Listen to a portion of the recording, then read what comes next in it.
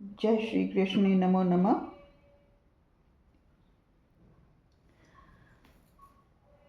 मैं प्राण स्वरूप कृष्ण हूँ और कृष्ण दर्शन शास्त्र की सीरीज लेकर उपस्थित हुआ हूँ। आज का चैप्टर है 99 और शीर्षक है समुद्र मंथन से शारंग धनुष की प्राप्ति। समुद्र मंथन से शारंग धनुष की प्राप्ति, चैप्टर 99। मैं कृष्ण उन चेतनाओं को ज्ञान दे रहा हूँ, उन आत्माओं को ज्ञान दे रहा हूँ जो मन और माइंड की कॉन्शियसनेस में चलती हैं। तो चलिए, आत्मज्ञान की दिशा में जब हम समुद्र मंथन कर रहे हैं, मन रूपी समुद्र का मंथन कर रहे हैं, तो हम 12 रत्नों की प्राप्ति आपको बता चुके हैं। आज हम 13वें रत्न की प्राप्ति आपको बता रहे हैं, शारंग धनुष की प्राप्ति। शारंग धनुष भगवान विष्णु का धनुष होता है। ये दिव्य अस्त्र होता है। दिव्य अस्त्र इन सेंस ऐसा कि ये अस्त्र कौन प्राप्त करता है? ये अस्त्र जो आत्मज्ञानी होता है उसके इष्ट प्राप्त करते हैं। जो आत्मज्ञानी होता है, जो चेतना अपने को जानने की दिशा में अग्रसर हुई है, वह तो शरीर रूपी घोड़े पे विद्यमान हो जाती है, यहाँ पर स्थित हो जाती है। उसके मन के क्षेत्र में, ईष्ट के गर्भगृह में, ईष्ट का वास ऐरावत पर्वत, ऐरावत हाथी पर वो आसीन हो जाते हैं ईष्ट। और अब जब ईष्ट ऐरावत हाथी पर आसीन हो गए हैं और उन्होंने इंद्र की उपाधि भी ले ली है, ईष्ट तो वो हैं ही, इंद्र की उपाधि लेके इस शरीर की सारी कार्य प्रणाली वो देख रहे हैं, सारी इंद्रियां उनके वश में हैं, है ना। चेतना भी उनके आगे नतमस्तक है। अब वो हैं सब इस शरीर के कर्ता धर्ता, ईष्ट हैं, ठीक है। चेतना साक्षी भाव में घोड़े पे बैठी हुई है, शरीर रूपी घोड़े पे। अब 13वें रत्न की प्राप्ति, शारंग धनुष की प्राप्ति दिव्य अस्त्र है। दिव्य अस्त्र है। कैसा अस्त्र है? भगवान विष्णु ने इसको धारण किया था और जो आत्मज्ञानी के इष्ट होते हैं 13वें रत्न की प्राप्ति में, वो इष्ट इसको धारण करते हैं। हमारे संदर्भ में मैं कृष्ण स्वयं इस अस्त्र को धारण करता हूँ, क्योंकि मैं कृष्ण हूँ। मैं स्वयं इस शारंग धनुष को धारण करता हूँ। अब शारंग धनुष होता क्या है? शारंग धनुष कोई ऐसा नहीं है जो धनुष बाण की तरह तीर छोड़ेगा, तीर चलाएगा, ऐसा धनुष है नहीं। ये धनुष ऐसा धनुष है कि इस धनुष की उपलब्धि इष्ट की होती है। इष्ट को उपलब्ध होता है ये धनुष। ये इंद्र को उपलब्ध नहीं होता। जो साधारण मनुष्य आत्मज्ञान की प्राप्ति में इंद्र के पद पर आसीन हो जाए और वो इस धनुष को प्राप्त कर ले, नहीं, वो इस धनुष को प्राप्त नहीं कर सकता। ये धनुष तो इष्ट के लिए ही होता है।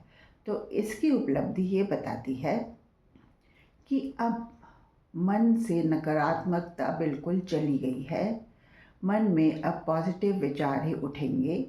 मन क्या होता है? मन अब क्या था कि जो हृदय में, हृदय क्षेत्र में जो जगह विकारों ने भर रखी थी, मन ने भर रखी थी, बुरी कल्पनाओं ने और इधर उधर की इच्छाओं ने, इधर उधर के रिश्तों की बुराइयां, अच्छाइयां और दुनिया भर की स्मृति पटल पे जो चिन्ह अंकित हो रखे थे, उन चिन्हों का सफाया हो गया है। सफाया हो गया है।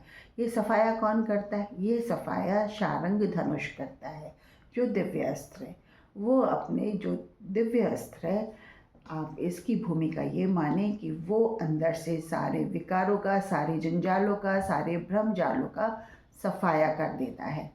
एक जगह बना देता है अंदर। किस जगह? हृदय के उस क्षेत्र में जहाँ पे पता नहीं कहाँ कहाँ के कलुषित विचार, कहाँ कहाँ की दबी छुपी इधर उधर की इच्छाएं, बेकार की इच्छाएं, बेकार की भावनाएं, बेकार के कल्पना, रोना, बिछुड़ना करना, बेकार की भावनाओं से जो मन अंदर कभी खिन्न, कभी उदास, कभी ईर्ष्या में, कभी चुगली में, कभी लोभ में, कभी लालच में, कभी मोह में, कभी काम वासना में, कभी क्रोध में जो ग्रसित रहता था जो मन, उस सारे जंजाल पे तीर छूट चुका है। उस सारे जंजाल को शारंग धनुष दिव्य अस्त्र ने सफाया कर दिया है, उस सारे जंजाल का। अब अंदर आपकी जगह क्रिएट हो गई है, जगह बन गई है अंदर। पहले उस जगह ने घेर रखी थी अंदर की सारी चीज़ें, अब वो सारी जगह से दशारंग धनुष ने सबका सफाया कर दिया है। तो ये दिव्य अस्त्र की लीला ये है कि ये आपको मुक्त करता है गंदगियों से, विकारों से, लोभ, क्रोध, वासना, मोह, लालच और ईर्ष्या, दुनिया भर के विकारों से मुक्ति दिलाता है। शारंग धनुष का ये कार्य है।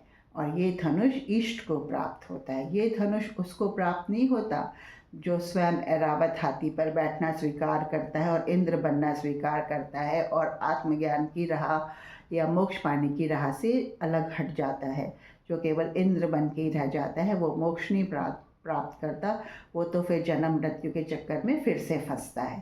पर जो व्यक्ति अपने इष्ट के आगे नतमस्तक हो जाता है, उसके इष्ट इस शारंग धनुष को धारण करते हैं और अंदर के क्षेत्र में सफाया कर देते हैं। कैविटी बन जाती है। ऐसी कैविटी देखने के हिसाब से नहीं, आध्यात्मिक स्पिरिचुअल कैविटी बन जाती है, क्योंकि अब जब सब विकारों का सफाया हो गया है तो अंदर अब क्या क्या भरा जाएगा। ये घट तैयार हुआ है जिसमें फिर 14वें रत्न में अमृत भरा जाएगा। अमृत रूप में क्या क्या भरा जाता है ये हम आपको अगले वीडियो में बताएंगे।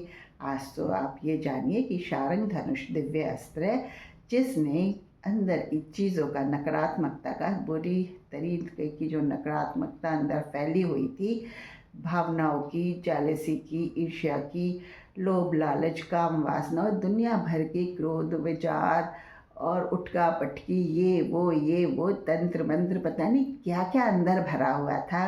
वो सारी गंदगी जो अंदर भरी हुई थी, जो किसी के सामने खुले तो लज्जित हो जाए इंसान, उस सारी गंदगी को समेट के तीर से, जो शारंग धनुष का काम है, उसने उसका सफाया कर दिया है। ये दिव्य अस्त्र है भगवान विष्णु का या उन इष्ट का जिनके आगे आत्मा समर्पित हुई है, जिनको उसने ऐरावत हाथी पर आसीन किया है। जिस आत्मा ने अपने इष्ट के आगे समर्पित हुई है, ये शारंग धनुष वो इष्ट प्राप्त करते हैं।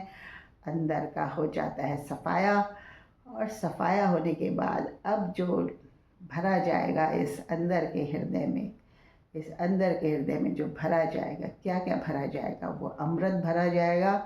वो अमृत हम क्या भरते हैं, क्या बताते हैं, वो हम आपको अगले वीडियो में बताएंगे। तब तक के लिए जय श्री राधे, जय श्री राधे।